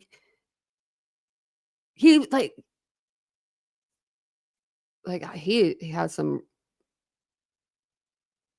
he that's what I'm like was petrified. His eyes said it. His eyes said it. Look at us. We're teasing. We're teasing him. We're teasing Brian. We're just teasing you, Brian Kohlberger. Not really. Let's see. Well, I mean, they all they did was just give him a makeover. Like, I'm gonna ask you a question, and if you can if you can tell me to now with your full chest that you'd let Brian Kohlberger come live next door to you if he was let out of jail, then I believe you. That I believe you really think he's innocent. If you think that if you would let him live beside you, you know who he reminds me of with that thumbs up? JLR with that thumbs up. He always gives that picture. Sorry, JLR. Sorry, JLR, but you do.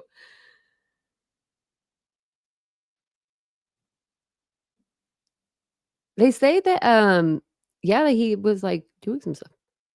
I have ADHD. I have it bad. Oh, but I have autism too. I have it all. If you name it, I probably have it. I just see, don't judge a book by its cover. Don't judge a book by its cover. Hey, LV Layla, how you doing? Hey, Peaky. I wouldn't want him to live across the hall from me or beside me or anywhere near me. I'm just saying, I'm just asking Tanel because she said she thought he was innocent. So usually if you say that, they're like, when they think about it, and they're like, oh, wait, that's a little too close, a little too close for comfort. You believe? Okay. Well, then Tanel, then let's watch this trial together. That's what I like. Okay. Because I like opposite opinions. I do. I like difference of opinions as long as, because I mean, me and Tanel, we're always cool. Always been cool. But yeah, I'm dyslexic too. I don't know if you guys could tell in my reading tonight. I was like, every time I was like, oh, sorry. It was because I was like I was flipping the words, but then I just flipped them at the end and I just kept flipping them. So but they weren't like to where it was like bad. It was just, Yeah, I think, yep. Southerner said, I think his sister going after him speaks volumes. Yep. I mean, they literally were having Christmas dinner and the family members are getting up to go check out Brian's car. I mean, I'm going to say this to the day that I die. Until I'm blue in the face because I don't know if I'll be on this app till the day I die, but I probably will. You never know. I may love it so much that I'm just here forever. But I would know immediately. My family, I'd be like, what you guys doing looking at my car? What do you think I did? Like, I mean, but he didn't. Don't judge a book by its cover. Yeah.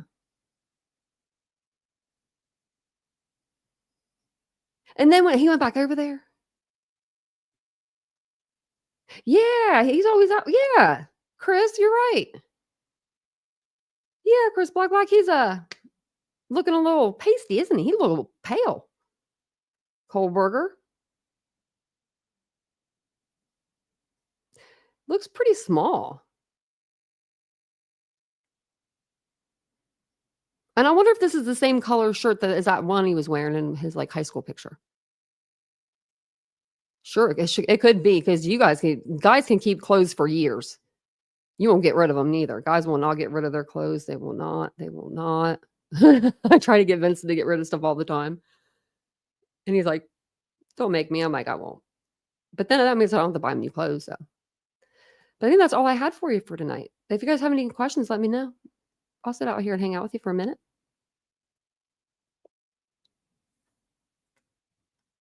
Okay, let me turn my camera off really quick. Hold on one second.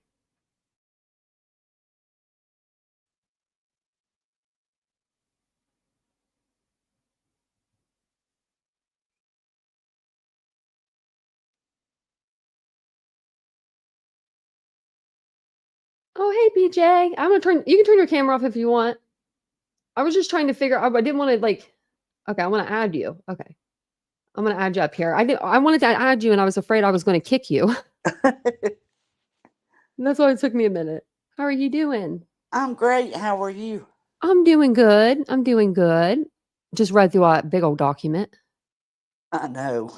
That thing is I appreciate huge. you doing that. Yeah, no problem. This is one of the cases that intrigues me. Yeah, I think a lot of people either came to YouTube with me with this case or like right before this case because this was like one of my first cases on the platform. I think it was like this one. This one happened right after Quentin. Yeah. It was actually like around, I think it was like the same time they were looking for Quentin and this happened. Or was that the year after? No, that was the same year. Wow. I believe it was the same year. It was the same year. It was. PJ's second chances on the panel. If I put this thing down, you'll see your name. Oh, I guess I don't have our names on there. Look at me. There we go. Show display names. I'm terrible about remembering my passwords. So when I do this, I'm like, well, maybe this is it. So I never know which one I'm using. Well, I only have two, but I have a bunch of emails. That's my problem because I have one for my business and then I have one for this channel and then I just have my personal one. But my personal one, I've had it since I was 15 years old. It's like, get rid of it. I mean, nobody, there is nothing on there that I need, like nothing at all, It's just I've had it so long. It's the one I just give out to people, and then I never, check it. And then I have my TitaniumBuilt one, but I end up signing up for different things on different accounts, and then I'm like, which account did I sign up on? So I can like unsubscribe. I'm like going through that right now. No, I was going to tell you, I put it in chat when you were talking Oh about it. yeah. The guy that was in the Murdaugh trial that did the little phone test, flipping the phone and Yeah. tossing it and all of that. My son met him in Nashville Oh at a wow. conference, and he is the one going to Idaho. I thought I Yeah, heard it was the same person. yeah, he had Well, that's told them excellent. that he would be there doing that trial too. He was very easy to follow along with Yes, and as a personable. viewer. Yeah, as like, as like just even if you didn't know a lot about court cases or cast, they kind of Yeah, like helped you. But that Alec Murdaugh trial, that was a trial, let me tell you. Wow.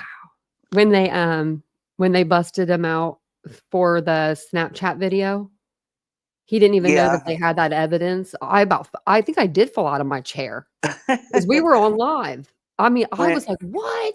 Yeah, when they did that, I'm like, oh, he's done. And then when he testified, I think Nancy Grace showed up right after that, like the day after that. She was yeah, all of a that sudden was she's standing dumb there. of him to testify. He shouldn't have testified. He looked so dumb. He Like the looked like a liar. crying. Yeah, he did. He looked like a liar. I mean, he was saying that he took like 100 and some pills a day. I don't believe that. I don't believe it either. I've seen a lot of people in my day do a lot of weird stuff, you know? I've never heard of anybody doing 150 of anything No. and walking away from it, like he was like, I do 150 or I mean, I do over 100 a day. And I'm like, I don't know. I think the one question I have for that trial that I never got answered was who's that receipt that they found in the trash for what was that brand? Gucci. But it was like a $1,200 receipt. It wasn't like super expensive, like a bag. But it's like we were trying to figure out what it could be. Like we thought maybe it was like a tie, or we were trying to see like if maybe one of them were like maybe she might have been seeing somebody. Oh, Yeah, we didn't know, we were just oh, I didn't think about that. yeah, and because there was this receipt and it was like 1,200, and I'm like, well, it could be a scarf for her. And then somebody said, well, what if she was seeing someone? Because we knew she was unhappy, like with everything going on. And I was like, well, we don't know. Now we'll never know. But we Mm. had a girl in chat one time, or at the time, and she went to the actual house and took pictures. Oh, She goodness. went all the way back. She said that they left the gates open. The gates were open. She's like, should I go? I said, yeah, if you can go back, go. Just keep on going, girl. I was new to YouTube. I didn't know any Yeah, better. I'm like, if you, that is that, because no one we were owned it at the talking time. about the Idaho house in chat while you were reading, and I hate they tore it down. But if you think about it, that was the older house and can I Yeah. cuss, half-ass put together. Well, they said there was asbestos when they started ripping stuff out. Yeah, and that's I mean, the people can't go in there unless they suit up. And plus, how long of a drive is that now? Yeah, all 3 hours or 6 hours or Yeah, something. I now forget. that they're in Boise. Yeah. Yeah, they would not. Yeah. And I think that them doing a 3D model is going to be just as good. I hope so. But I think Ann's it will be. fighting that. She said it wasn't to scale. Yeah. Well, But no, they have all the measurements though. So that's what I mean. Like, yeah, because I mean, yeah, to build it to scale, they would need I mean, a whole studio to build the house inside or something. You know what I mean? Like, yeah. to build it to scale, like, They but have to put it together inside the courthouse. yeah. Be like, who put this house together the first time? Come back. Let's try this again. Because remember when this case was first new, we were trying to figure out the layout of the house because no Yeah, one it's really so knew the weird. layout.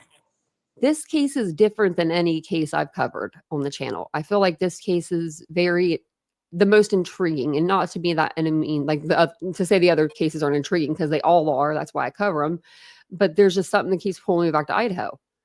And it's like, Well, we keep my getting all this new information now. So, yeah, we already knew that my daughter was leaving to go to college like 2.5 hours from my house that oh, fall wow. following that. Yeah, so all the way from November until she left, I'm like, now you've got to pay attention to this and make sure of this. And she was like, Mama, you need to quit watching that about the Idaho. I know that's what you're talking about. And I'm like, Well, no, you need to, no, I mean, she'll thank you one day. oh, yeah. And I bought her and her roommate these real loud things they can put on their keychains Uh huh. because they had to park in a parking deck to get to their dorms. Yeah, that's a good idea. Yeah. Yeah, to have like something to make noise with. Yeah. It was really loud too. Yeah, we never thought about that when we were younger. Like, you know what I No, mean? But now you have to. I don't Like, know how I made it out of my teenage years, to be honest. me either. I I I was might have been a actually little bit wild. I was actually looking for a card for my best friend today. She'll be 46 months before me. And I was sitting there, I was in the card aisle at Target and I was almost in tears, like crying, about to cry. Like, so I was just thinking, like, that's a big milestone for, 40th birthday. And she's she's 6 months older than me. And it was always like, oh, she gets to do this first. She gets to do this first. And now it's like, haha, I don't want to turn 40 first. Oh, just wait till your 50s. So I'm going to let her enjoy it first. Everything starts falling apart when you hit your 50s. Once I hit 50, I still feel pretty good for being 39. Yeah. Still feel You like think a you spring think you have chicken. aches and pains now? Just Yeah, wait. until I'm 50. Yeah. But Well, I no, I appreciate had you coming noticed up. too, I think it was a picture of Dylan with Xana on her back. I think that's who it is. And Xana had on Yeah, Converse shoes. So it just struck with me that latent one, what do you call it? It wasn't the latent. latent print or whatever. Yeah, it was a latent print, like Oh, a okay. shoe print. In front of Dylan's room made me wonder if that. Do you have that? Do you have pictures? Yeah, I do. I was I want to say it's Because I have a Dylan with picture of Xana Xana's on her shoes right back. here, but it's not the picture with her on her back. It's actually a picture of her on a roof. I was going to show it to you guys one night because people were talking about how, like, why was there a ladder beside the roof? And I'm like, because I'm Oh, pretty sure they used to get up there and party. Like, they'd sit up there with beers and just drink because that's what the boys do in the house behind them. yeah. And then I found this photo here and I was like, see, here they are on another roof. Like, this isn't their roof either. But those are Converse there. The diamond shaped pattern, I think, are Vans type of shoes, Oh, but they okay. do wear those shoes like the girls do in that house because when they were pulling out the stuff from the girls' rooms, they had like a bag full of shoes and you could see Oh, like the okay. diamond pattern almost even on top of the shoe, like out of the bag. I don't know if I have that one. Oh, that was thunder. Wow, did you guys hear that? It's still going. Gee, Jeesh. God's bowling tonight. Do you have storms coming Isn't that what in? they say? Yeah. It's That's been what they a say when it's tornado thundering. outbreak. Yeah, my goodness. I think they say that's like a thing that people say. God's bowling. I'm like, geez, Louise, a strike. Like, that was a really long one. I'm gonna check the weather. Oh, goodness. Yeah, it's raining out there. It's in the has yellow. I don't know what that means. Aries is in the chat and he didn't tell me nothing, so I'm good. I know that he would run in run in here and say, Tanya, take cover. Oh, I had a tornado come through my neighborhood about 4 years ago, and my dog knew it was coming before it even got here. Yeah, and that's I mean, he was going nuts, and I've never been so scared in my life. see, I slept through ours. We had a really bad tornado here. It uprooted like half of the town was gone. Like, I mean, it took us years to rebuild. We finally just got back to like some sort of normalcy. And it's been 6 years, I think now. And I'm Yeah. in Ohio. We don't get tornadoes in Ohio. But there were like 8 that touched down. And we like the apartment in front of us got completely lifted up off of its base and smacked back down. And We had no damage at all. We don't know how we got so Oh, lucky. wow. But Vincent got up, and he's from California, so he's never been near a tornado, seen a tornado. He's never had a tornado drill. He's had earthquake drills in school, but never tornado. Oh, my So goodness. he said, I said, why didn't you wake me up? And he's like, well, by the time I got up and got my pants on, it was done. He's like, it was really fast. No, my daughter's at the University of Alabama, and where she's in an apartment now, and where her apartment is, in 2011, there was a EF5 tornado Oh, wow. that went through. I mean, it barely missed the stadium and the sorority houses, the hospital, but where her apartment is, it leveled everything that was there. Oh, wow. Yeah, So, that's how it was at the town over from us. but now when they have tornado warnings, they have plenty of storm shelters in Tuscaloosa now. So she's got a bunch of places she can go, and I make her go. Yeah, I I'm would. like, don't make me drive up there, child. Oh, man. It's been a good live tonight. I didn't even realize that today was Friday. Even better. I know. It I seems thought like it the was week Thursday was all so day. long, and then it's like, oh, wait a minute, it's Friday. Yeah, I looked down on my watch as soon as right before the live, and I said, "It's Friday?" Yeah. And some of us were talking in chat about where the knife and what he was wearing and all of that, where it's at. And what's their name? Squeaky Wheel Yeah. believes he buried it. And Oh. I can see that. Yeah, we If he talked dug about the it. hole ahead of time, yeah. Yeah, we were talking about it last night. He had a shovel in the back of his car. They found a shovel in his car. They did find that. Oh I think yeah, he might that's have right, threw it they in the Snake did. River, though. I mean, why That's not? right. But if he wanted to keep it for next time, because I'm thinking maybe he kept it in a way too, because he bought the knife sharpener. Why buy the knife sharpener if you don't need it? If it's, you know what I mean? If it's brand new, Yeah. you would think you would need a sharpener after, maybe like if you commit Well, 4 homicides. what if he did do that to that dog though? Oh yeah, that skinning of that dog. Yeah, that poor little Oh baby. yeah, I know. And there was something else. What was it? Oh, about the injuries. I wonder if some of the knife might have broke off and it left a different kind of Oh, um that could be it. Or he wounds had to on. use the butt of the knife instead of using the actual knife Yeah, because it broke off like in Santa, for instance, and then Ethan was yeah, next, or vice versa, or something like. yeah. Because I think Kaylee and Maddie were the first ones. Me too.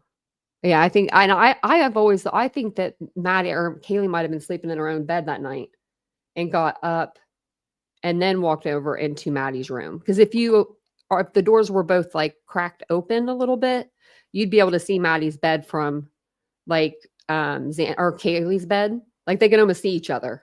Like if they were if they're separate beds, like Oh, looking okay. across that hall. Yeah. So and her bed, there's a picture and it looks like her bed's turned down on one side. Like she got up out of her bed. Like her bed was still there because she was leaving it for the next sorority sister that was going to move into the house. Yeah, that would make more sense why the dog was still in there. And that's why I thought that, because I'm like, I was thinking like she turned around and said, like, there's someone here, or, like talking to Murphy and like kind of like shutting the door to turn back around to go into Maddie's room. Like, oh, there's somebody here. That's when, like, Dylan heard someone say, like, there's someone here. She thought it was Kaylee. And I think that's when she realized, well, that's not, Maddie's boyfriend. So who is that in the room with her? And I think that's when, she ran into there, because they said that they found her scooched up in the corner of the bed. I forget when that came out too. Kaylee's family confirmed it, but she was scooting away from him. Yeah. And that's Like so over sad. back on the corner of it. Yeah. That's like so terribly sad. I It's just just like can't you imagine. almost can feel what she felt. You know what I mean? Like being that scared, but still running to your friend. Mhm. No matter what, I can relate. I would do the same with my best friend. I wouldn't think twice about it. I wouldn't, you know what I mean? I would just go. Well, I can't run anymore, so I'd Me have to. neither. I'd be walking very fast I have metal in the legs, so I can jog a little bit. Yeah, I've got metal in my leg too. Don't expect me to go anywhere too fast. I might walk really fast, but I'm not running. Not even Yeah. if a bear's chasing me. Same way, same way. Well, I'm going to jump off of here, but thank you for coming up and hanging out with me. Well, thank you for having me. Yeah, not a problem. It was good talking to you. You too. Hope All everybody right. has a good night. All righty. Have a good one. All right. Bye All right, bye. good night, PJ.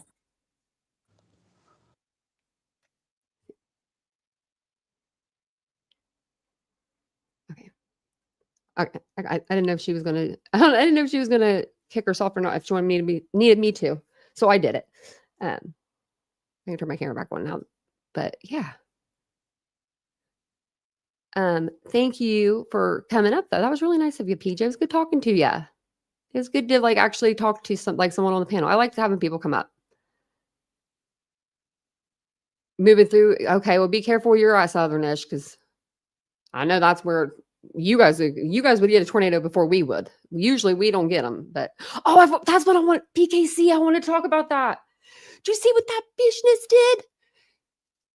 Y'all, before you leave, Shabusiness is back in court because she hit a freaking guard at the prison. Of course, she attacked her PJ Second Chance. She was in the chat. She might say hello. Squeaky's like, who is it? But she attacked her attorney today. There she is. That woman is crazy.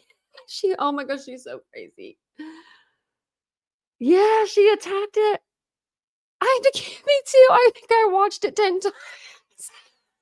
Those guards, they were paid to do this. They were paid to do this job today.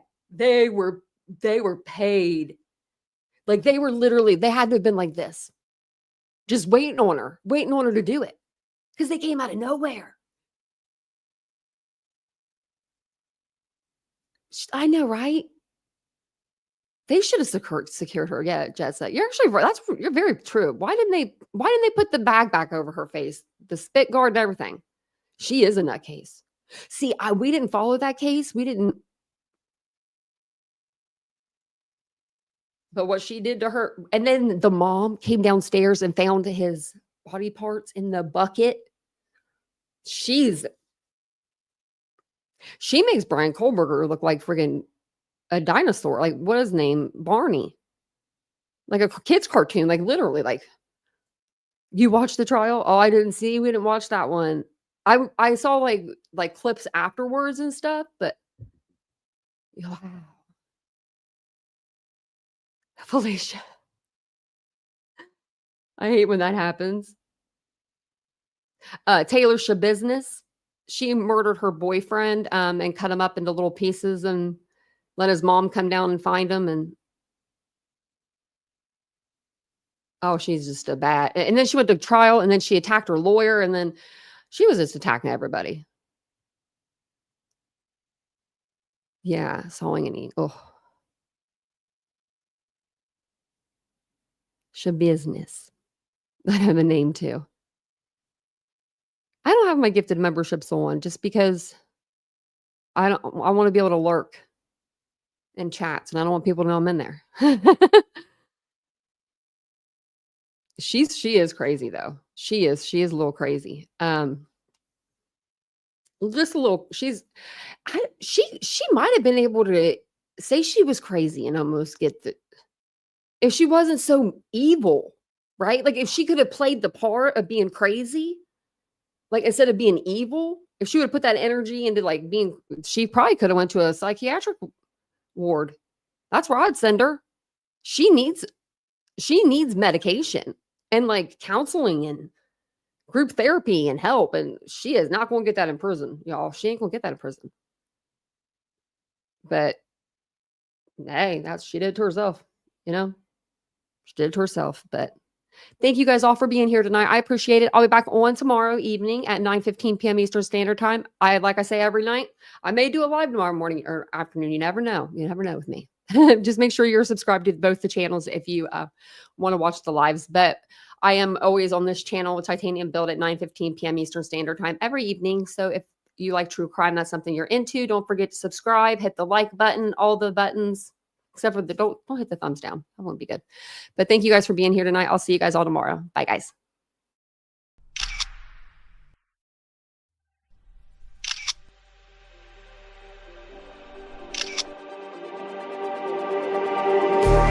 Just like the street lights lit this town, like a fire in a blaze, gotta burn it down. Can't be afraid to live this out.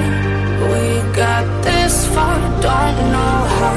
I see danger in your eyes. They know we'll burn down the night. Coming just like the sunrise. You know that we're gonna let it rain. Tonight, we're gonna let it rain. Tonight, we're gonna let it rain. Just like the sunrise, we're gonna let it rain.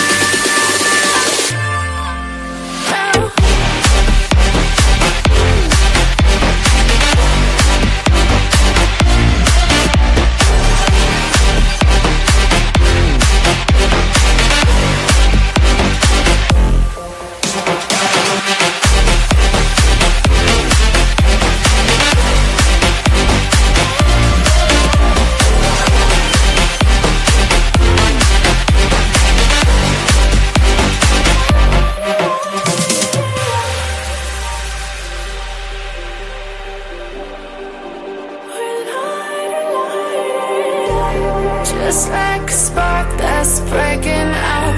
Can't make a stop, can't turn back.